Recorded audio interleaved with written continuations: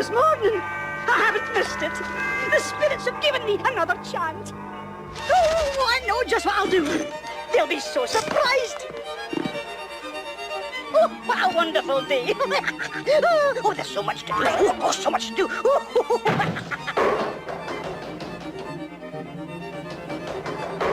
I can't go out like this. There, that's better. Merry Christmas to one and all. Well, bless me. Good morning, gentlemen. I've something for you. 20 gold sovereigns? Oh, no! Not enough? Well, all right. 50 gold sovereigns. Really, Mr. Scrooge, it's still not enough. Aye, you drive a hard bargain. Here you are. 100 gold pieces, and not a penny more. Not a penny more. Oh, thank you, Mr. Scrooge. Thank you, and a Merry Christmas to you. Merry Christmas, Merry Christmas, Merry Christmas.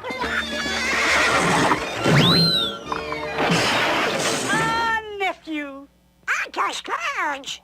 I'm looking forward to that wonderful meal of yours. Of course I am. You know how much I like candied fruits with spiced sugar cakes. I'll be over probably at 2. Keep it piping hot. Hello, Uncle Scrooge. How are you? And a very Merry Christmas to you. Merry Christmas and keep the change. Wonderful, lads. And now for Cratchit.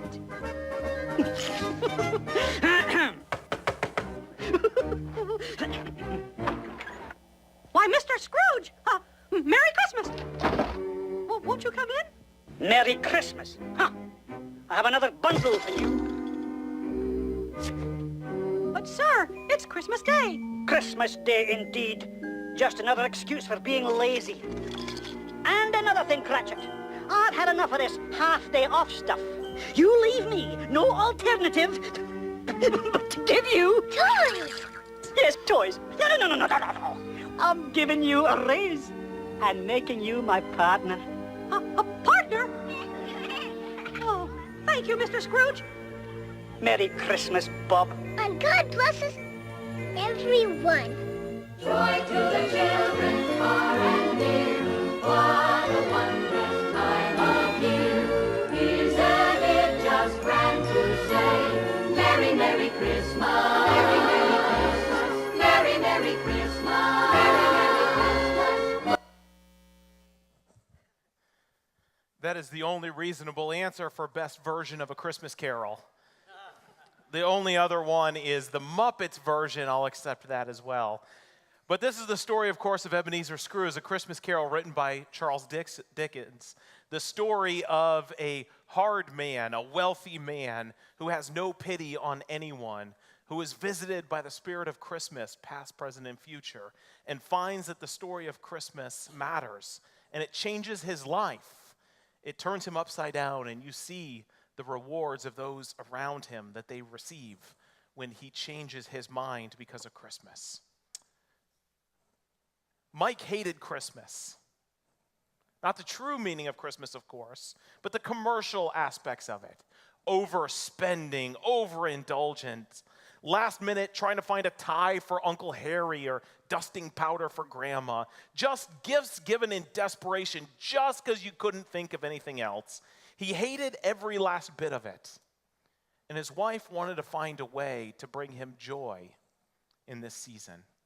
Inspiration came in the most unusual way. They had 3 children, and one of them was a middle schooler who was wrestling on his school team. Shortly before Christmas, they went and faced an inner city team that was unaffiliated with any school whatsoever.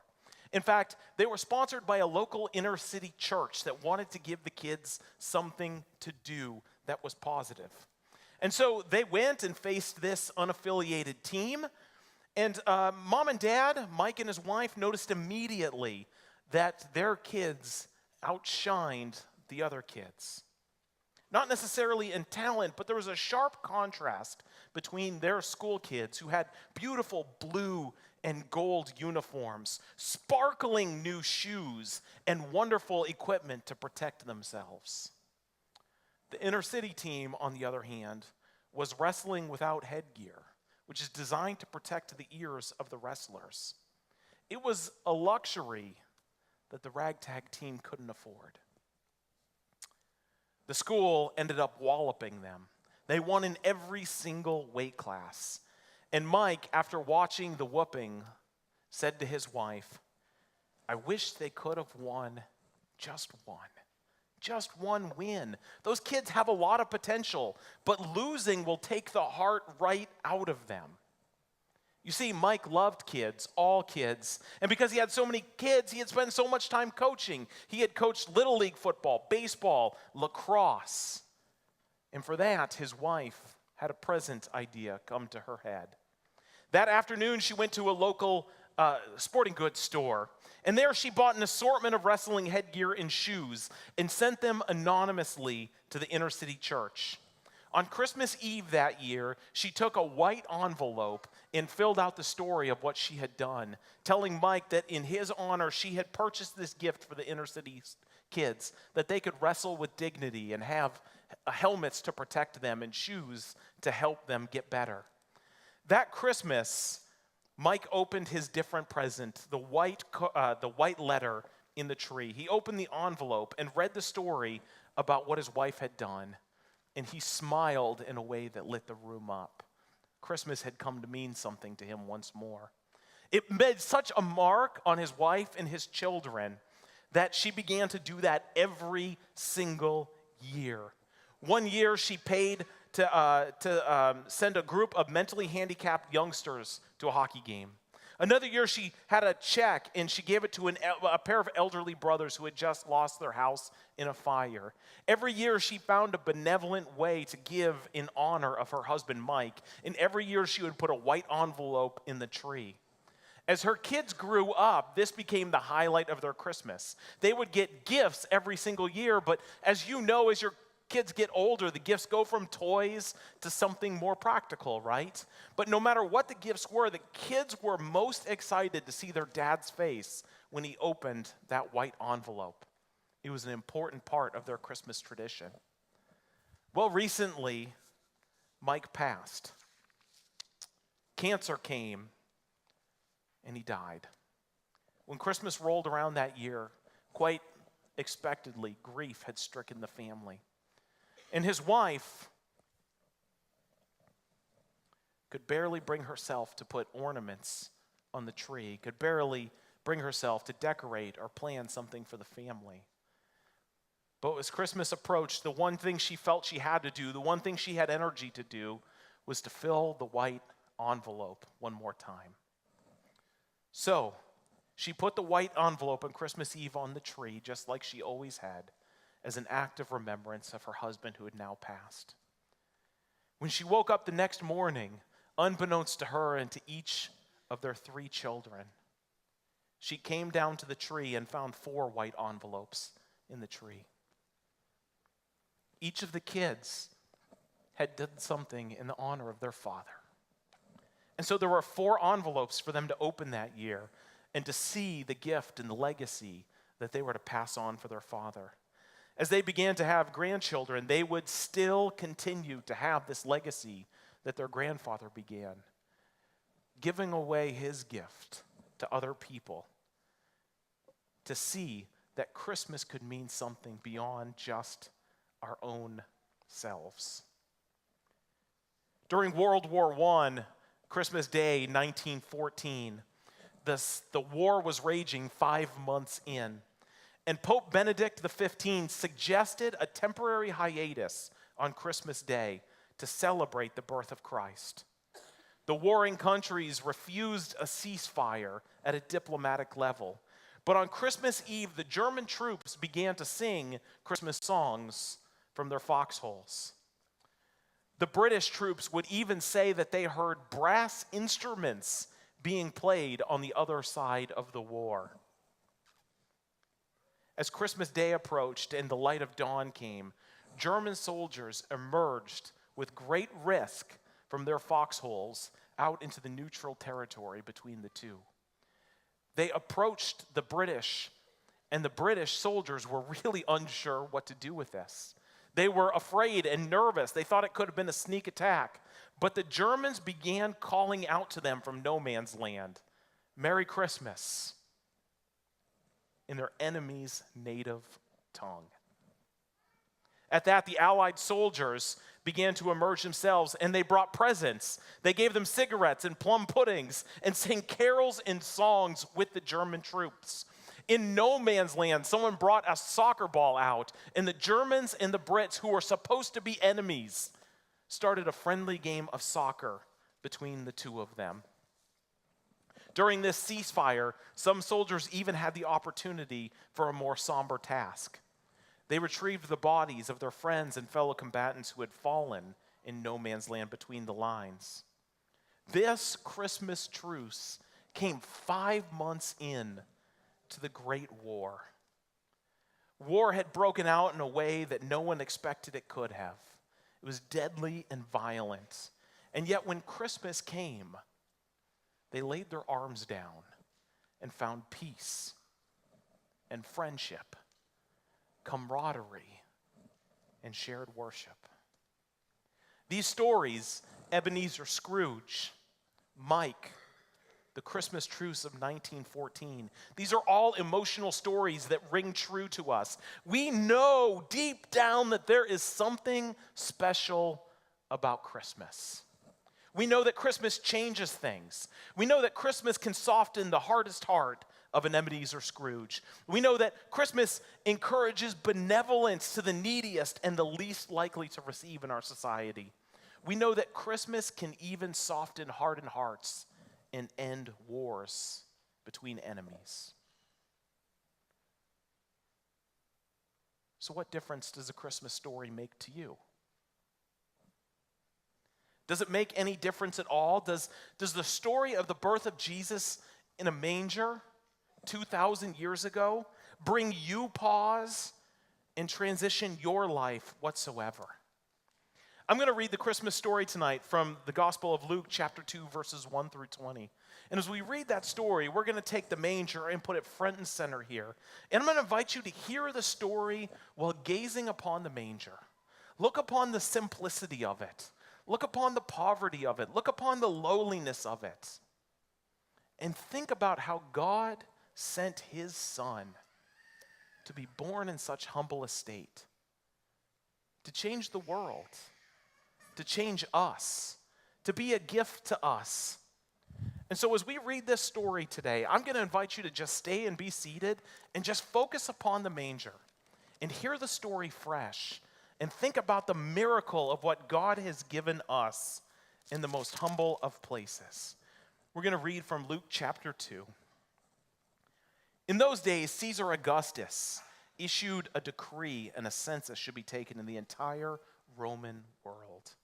This was the first census that took place while Quirinius was governor of Syria, and everyone went to his own town to register. So Joseph also went up from the town of Nazareth in Galilee to Judea, to Bethlehem, the town of David, because he belonged to the house and line of David. He went there to register with Mary, who was pledged to be married to him and was expecting a child. While they were there, the time came for the baby to be born, and she gave birth to her firstborn, a son. She wrapped him in cloths and placed him in a manger, because there was no room for them in the inn. And there were shepherds living out in the fields nearby, keeping watch of their flocks at night.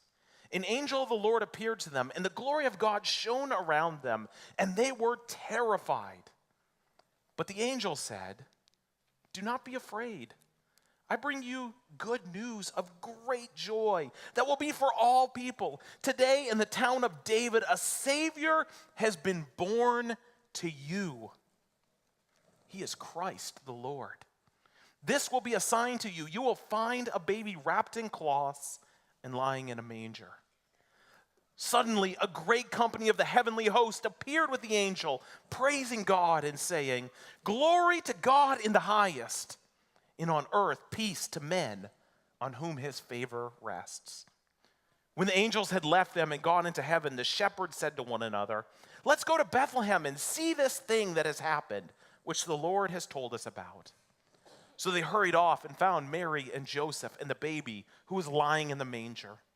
When they had seen him, they spread the word concerning what had been told to them about this child. And all who heard it were amazed at what the shepherds had said to them. But Mary treasured up all these things and pondered them in her heart.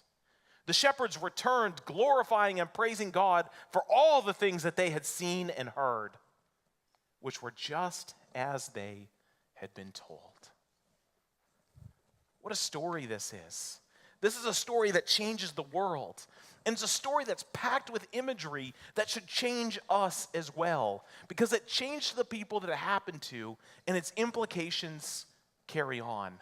Let's just take for a moment and look at this story and look at the implications of what it invites us to see. First of all, there are political implications in this story. The story begins and starts with Caesar Augustus. We are told who the most powerful man in the world is, and that gives us context to what's happening here. Caesar Augustus is known for a couple things. First of all, if you walked around in the Roman world and you were anyone whatsoever, you would say to each other in greeting, "Caesar is Lord." That was a common Roman greeting. Caesar was also known to be the one who gave peace. He was a giver of the Pax Romana. He was a benevolent giver of peace to all of his conquered people. And here we're told in this story that this baby born in a manger is Lord. And we're told that he is going to give peace to the people on earth. You see, the structures of the way this world works have been undone by the coming of this baby. This baby is going to bring and fulfill all the things the world promises us but doesn't deliver on. The way we see and understand the world should radically change when we come in contact with the Word made flesh, God born in a manger. There are other implications as well. There are worshiping implications. Sorry, got to get these words out. There are worshiping implications. Goodness gracious. You see, the shepherds are at work. They're in a job. They've got things to do and responsibilities. They're on the clock.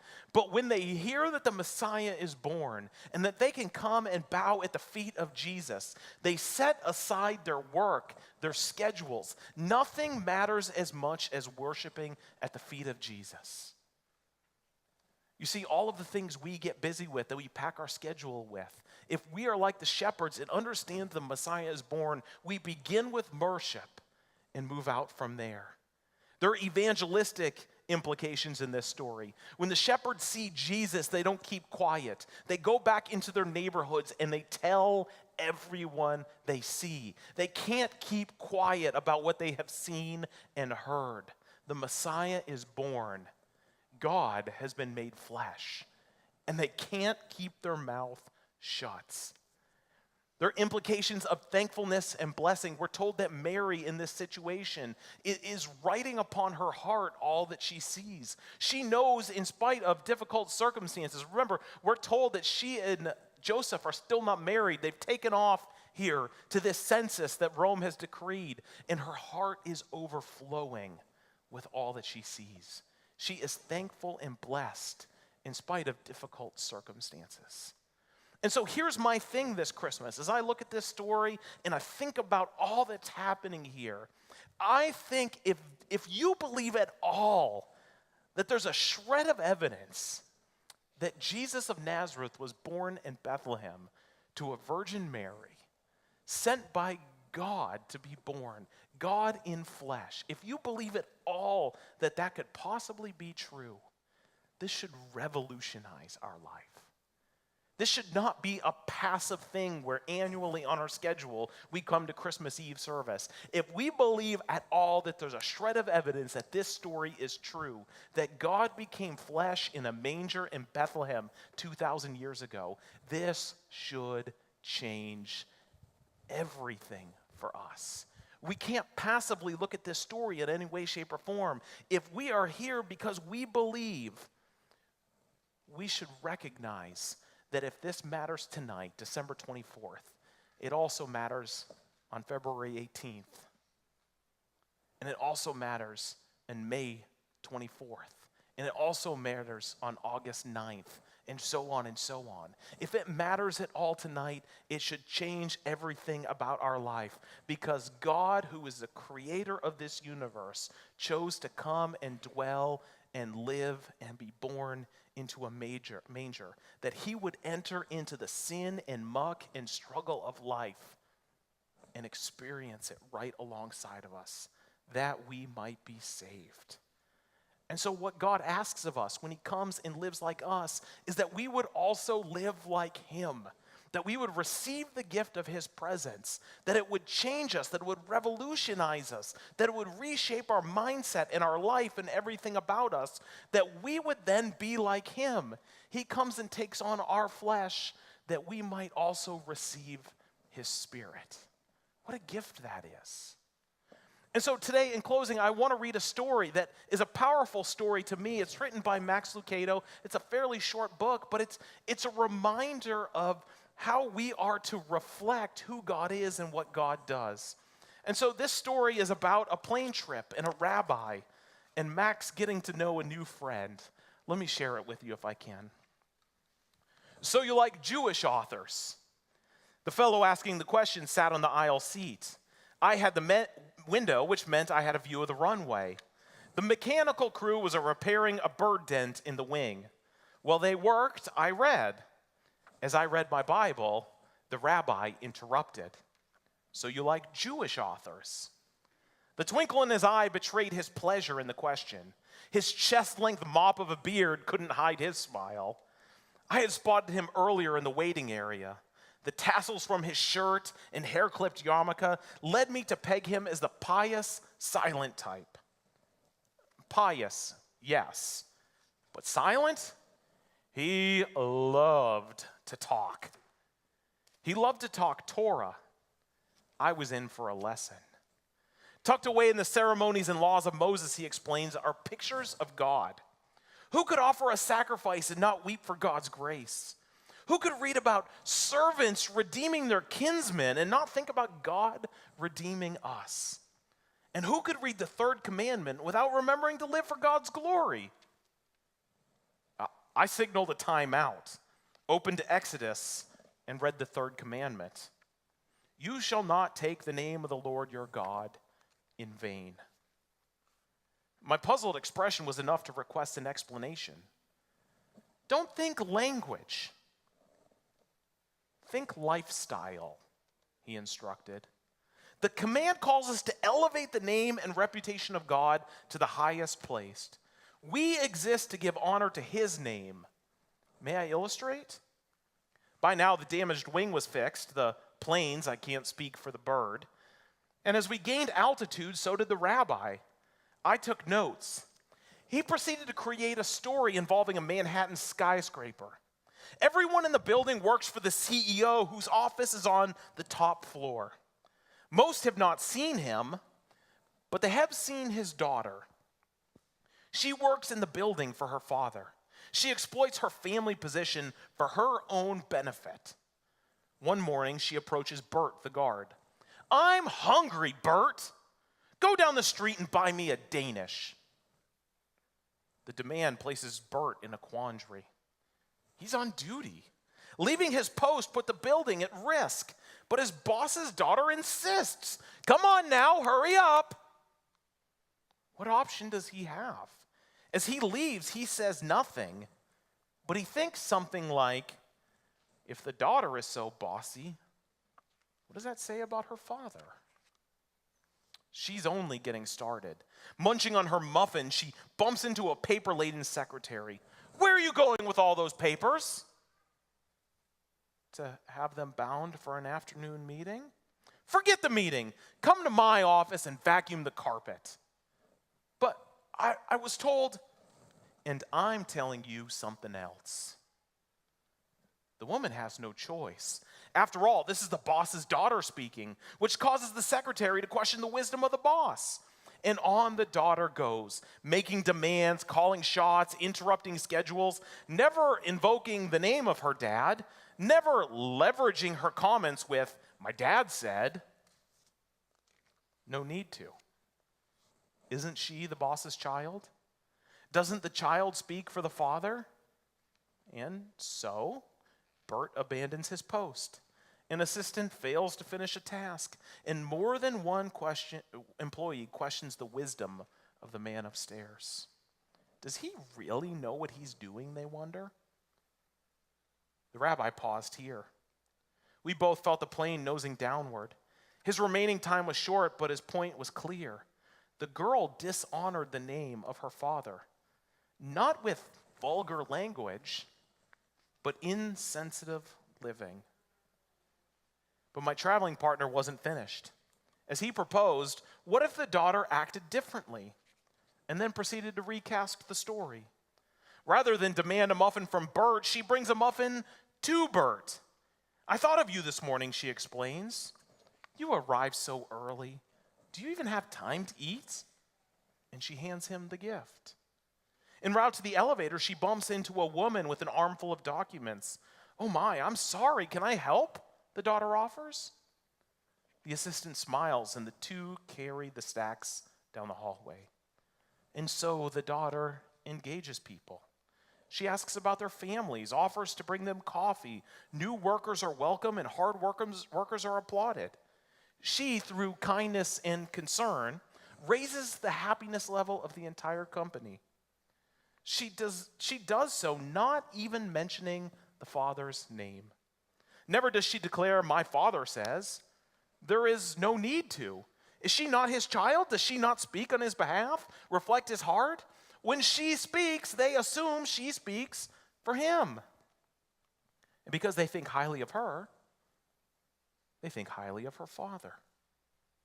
They've not seen him, they've not met him, but they know his child, so they know his heart. By now, the flight was ending, and so was my Hebrew lesson. Thanks to the rabbi, the third command now shouldered new meaning to me. Paul, another rabbi, would have appreciated the point.